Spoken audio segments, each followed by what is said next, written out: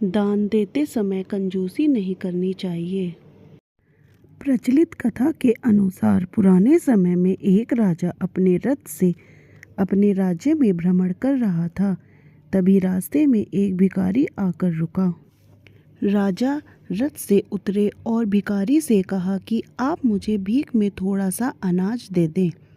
मेरे गुरु ने कहा है कि आज मुझे किसी भिखारी से भीख लेनी है, वरना हमारे राज्य पर संकट आ जाएगा। इस उपाय में मेरी मदद करें, कृपया भीख दे। राजा से ये बात सुनकर भिखारी हैरान था। राजा को वह मना भी नहीं कर सकता था।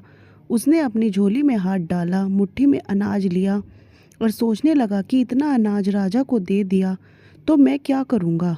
ये अनाज तो मेरा है, मुझे राजा को ज़्यादा अनाज नहीं देना चाहिए।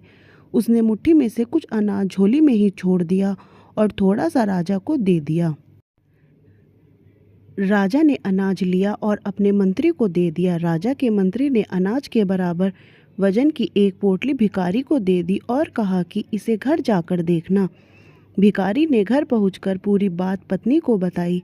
पत्नी ने झोली में से पोटली निकाली और खोली तो उसमें सोने के सिक्के थे। ये देखकर दोनों समझ गए कि राजा ने भीख में दिए अनाज के बराबर सिक्के दिए हैं। भिखारी को और उसकी पत्नी को पछतावा होने लगा कि उसने दान देने में कंजूसी करके बहुत बड़ा नुकसान कर लिया।